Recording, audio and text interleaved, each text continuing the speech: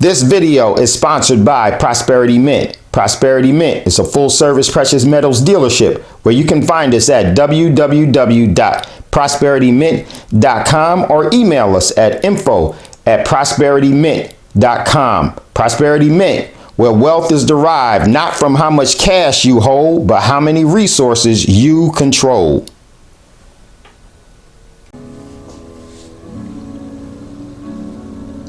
Okay, welcome back everyone to another video brought to you and sponsored by Prosperity Mint.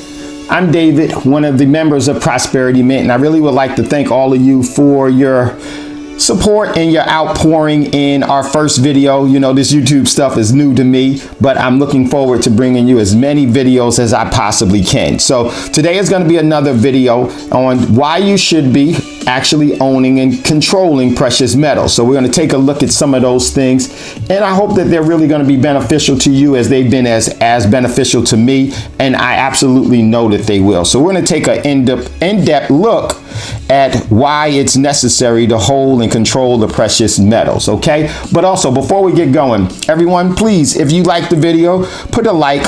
If you don't like it, you can put a thumbs down, of course, but subscribe and, you know, help us grow this channel if you would. So that's my overall objective, is to give information that's going to be beneficial to you so that we can actually be in a better position with the information and the resources that are available, that we can pass this on as a profitable inheritance to our generations that will come behind us, so that we haven't wasted our moment in eternity right now. And I don't think that we have, as long as we do some of the fundamental good-natured benevolent things which are really at our disposal. So okay, so let's jump into today's video. So what I want to really highlight is some of the reasons why you really should hold and control precious metals. One, because you should always have an exchange of an asset for an asset. Or if you're going to acquire an asset, you use a currency to acquire an asset. I don't think it's beneficial or fiduciary responsible for you to have the opposite, where you exchange a asset for a currency, unless it's in an emergency, and then you actually have to go back and fix that by getting that asset back or getting another asset. You always want to have currency in its proper place. But that's for some of our precious metals class, which we definitely do teach, and you can contact us at info@Prosperitymint.com, or I'll have the link for our precious metals classes that is going to be right here in the descriptions below. Okay, so now, very important, and today we're going to take a look at some of the reasons why. And one of the very important things is that on screen we have here is an American Silver Eagle, and if you notice, the American Silver Eagle says $1. Very important, right there in the right hand corner says fine silver, $1. Okay, and I want you to think about, and we have on screen now, a dollar bill or a Federal Reserve note or a coupon. What I like to say, all cash is a form of coupon. Yes, a Federal Reserve note is basically a coupon. Your dollar bill is basically a coupon. And the reason why I say that is because if you look at the dollar bill, on the back it says $1, just as it did with our Silver American Eagle. But in order for you to acquire an American Silver Eagle that has $1 on it, and the Federal Reserve note that has $1 on it as well, you would have to give up approximately 20 $1 Federal Reserve notes in order to acquire the $1 Silver American Eagle. And the reason being is because this is a bill of credit, a note, or a coupon, and it actually has an expiration date on it, but the expiration date isn't stamped on the overall coupon like your coupons that you would cut out of the newspaper or you would get online, or what we're accustomed to getting, coupons that we redeem at stores. This expiration date is through inflation, where this dollar bill starts to expire with its purchasing power. So this is why this is nothing more than a coupon. It's not a form of money. the actual silver American eagle is a form of money. And we're going to take a more in-depth look at that later on in this overall video. But I think it's very important for us from an economic standpoint to stand on some fundamental truths. And that is that your Federal Reserve note that you're paid in is not a form of money. And if you look at the front of it, it says this note is legal tender for all debts, public and private. What is a note? It's a debt instrument. Your car note, your mortgage, your credit cards, those are all debt instruments, and they are debt instruments that can be transferred and used as monetary instruments, but they're not money. Very, very important. And in bringing that to your attention, it's very important because of this. When it comes to money, what we don't want to do is think that currency is money.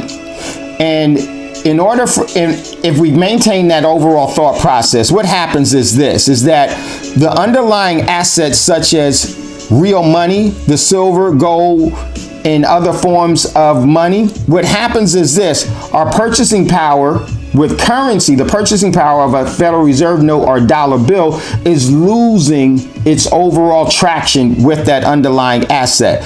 So before you know it, you'll have to have wheelbarrows of cash in order to acquire the underlying assets, such as American Silver Eagle. Even though the American Silver Eagle and the dollar bill both say $1 on it, it will require that you will have a wheelbarrow full of cash or even more just to acquire that one underlying asset, even though it says $1 on it.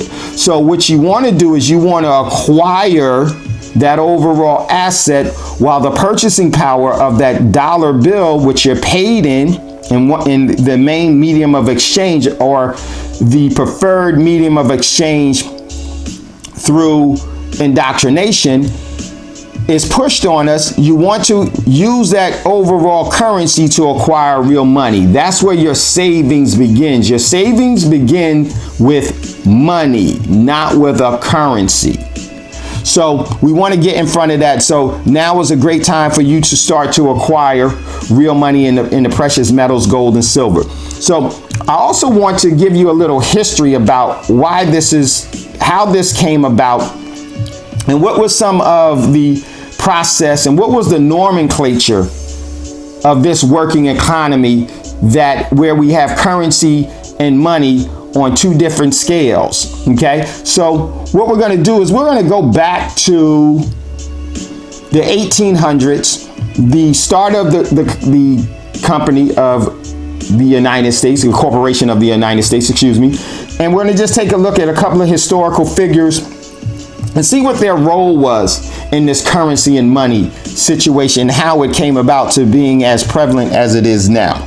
Go back to the Constitution. We're going to take a look at the malfeasance of the intent of those that wrote the Constitution. It was kind of a conspiracy. It was an economic conspiracy against the everyday person. And we're going to take a look at that. I know that that's going to buck against the schooled doctrination that we were giving in all of the institution of higher, mid-level, and lower learning in the centers. But the truth of the matter can easily be researched and seen, and you can see the intent and the conspiracy behind it all. So that's what we want to do, because it's very important for us to know as everyday people what true money is and the overall intrinsic power of it, and how it can sustain us, and how it can actually be an instrument that is a store of wealth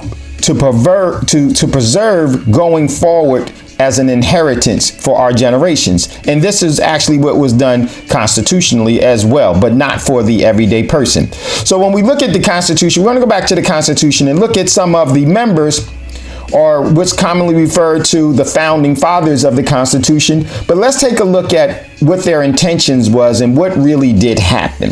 And that's what we're going to do here. So first, I want to take a look at the preamble. The preamble of the United States Constitution is very telling. Most of us have heard it but we really haven't dissected to see what it truly means. And if we look at the preamble of the United States to the United States Constitution, it says, "We the people of the United States, in order to form a more perfect union and establish justice and ensure domestic tranquility, provide for the common defense, promote the general welfare, and secure the blessings of liberty to ourselves and to our posterity, do ordain and establish this Constitution of the United States of America." And the key word to the couple of the key words to this that's very important is "we the people." And you would have to think, who are we the people? Most people think that we the people are citizens of the United States, the jurisdiction of the United States of America, or the corporation of the United States of America. I don't think that that's the truth. We the people are the individuals that actually signed this contract, because the Constitution is a signed contract. And just like you go and sign a contract for a mortgage, for a car loan, or for any contract for employment, or a sale contract, that doesn't benefit people that's on the outside of that contract.